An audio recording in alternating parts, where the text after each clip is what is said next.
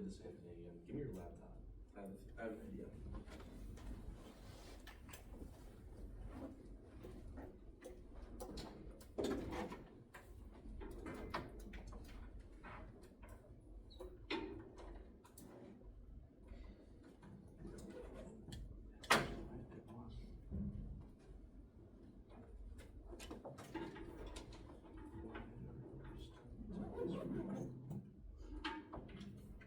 Presentation.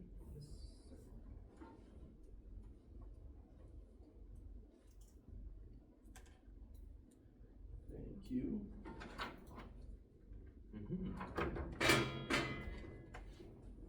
Technology.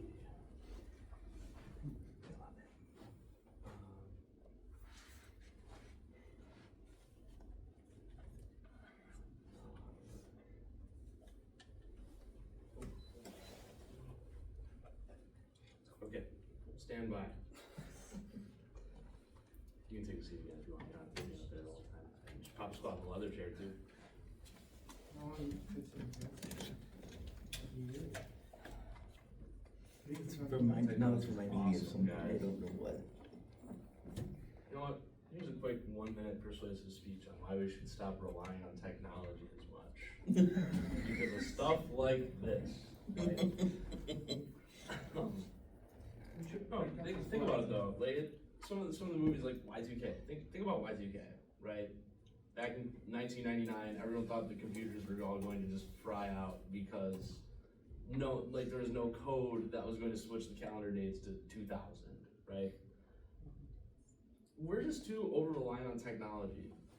Okay, that should have proved it then and there that as a species we become too reliant on the internet and not just our own thinking, our ability to be creative, and our own ability to communicate without digital technology. On top of that, all the airlines going down because Amazon Web Services forgets how to web service, right?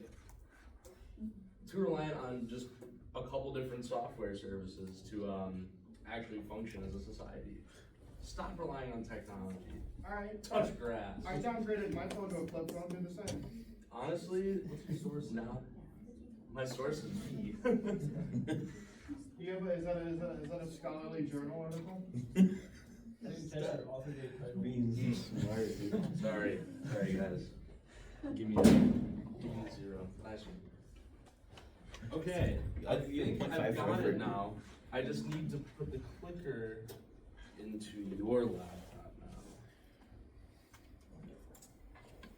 Thanks for bearing with me, everybody. You wanna test it? Want to test it out quick? Give it a couple.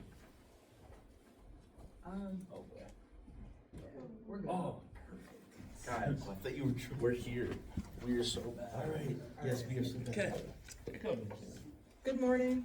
I am Jacob Davis, and ever since I first threw my leg over a machine, I knew it wasn't just going to be a hobby, it was going to be a lifestyle that I wanted to live in. Today, I'm going to tell you 3 reasons why you should experience off-roading and ATVing.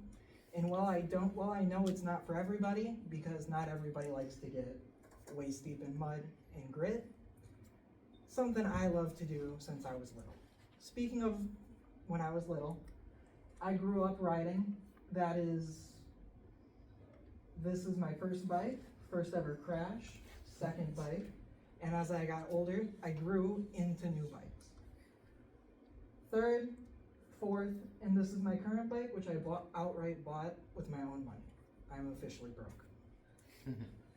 So, whether you are just looking for an adventure on the weekend, whether you are looking for adrenaline, ATVing has you covered. And today, my 3 reasons that you should try ATVing is because it builds relationships, it is surprisingly budget friendly with a caveat, and it offers challenge and new scenery as you ride. Okay, first it builds relationships. You can't build relationships without other people surrounding you. When you're ATVing and you're out riding, there's gonna be challenges and there's gonna be difficulties. You can use other riders to get through rough patches, pick out the best line, and just work your way through the trails. Now, an article from ATV FAQ called The Beginner's Friendly Guide to ATVing in 2025, they discuss how ATVing does have a lot of these challenges, and it takes constant decision making while you're out on the trails.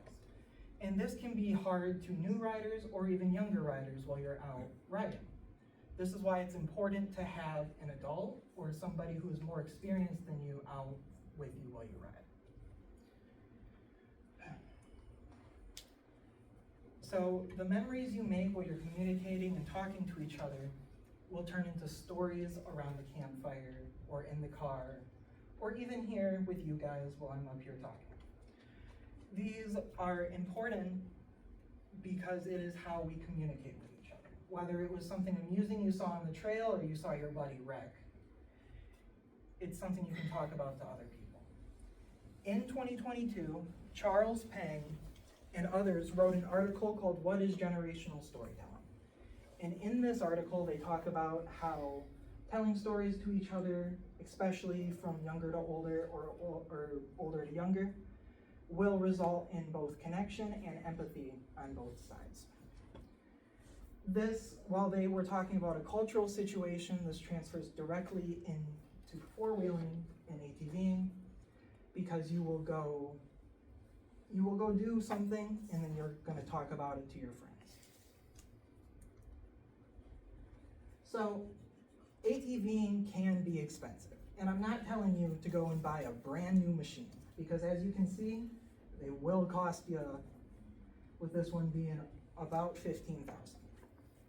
But saying that, you can use the used market to get a good fraction of that reduced.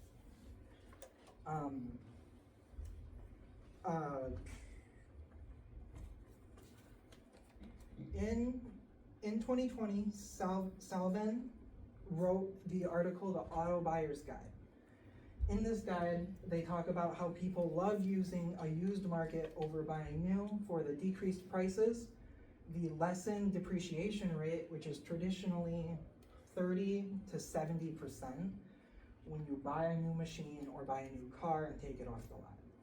They also prefer the used market because you can use it to negotiate and bring the price down even more.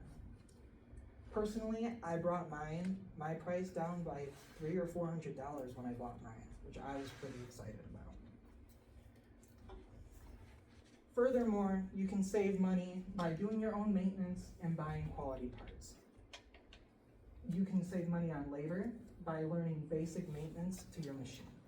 Things like oil changes or tire changes, stuff like that.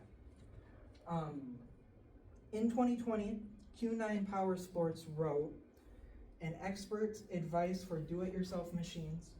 When you're going to go upgrade or going to go buy parts, make sure to buy quality parts rather than just cheap, because quality parts will lead to a longer lasting part, which means less breakage or breakdowns and more time on the trail.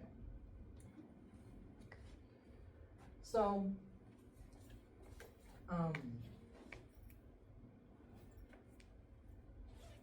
do me a favor and imagine you're driving down the road and you're looking out the window and you see some type of environment, right? The Smoky Mountains, some kind of valley, something. Are you actually in those parts, or are you just watching it like a movie while you drive by? With ATVing, not only will you be able to see everything, you get to be in it. You don't get to look at that mountain, you get to climb it. And with that comes a bunch of different terrain styles. Whether you are out in an open desert with the throttle pinned flying, or you're down in a woods, creeping through, making very intentional decisions. Everything you drive in is going to behave differently, and it is very important to take that into mind. Now, saying that, with unpredictable terrain and the challenge that comes with four-wheeling, it can be dangerous. And I'm not going to stand here and tell you it's not, because it is. And Everybody's heard a story, whether it's from something you've seen or somebody on Facebook or a video. Everybody has. And if you haven't, somehow, I'm gonna show you.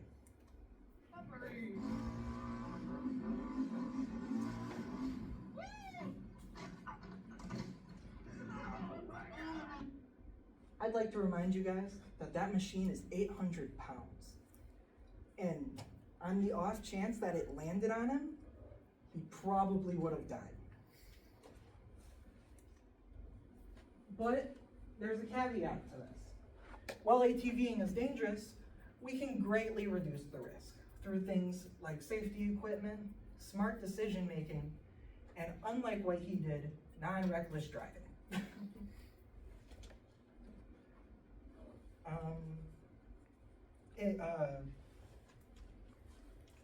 In 2029, an injury prevention study was done where they talked about how helmets can reduce the rate of a fatal brain injury by 3 times. So if you're gonna ride, please be safe. It's fun until it's not, and it gets expensive not only when you do wreck your machine, but you also have to go to the hospital for something that was avoidable. Today I told you 3 reasons why you should come out and try ATVing.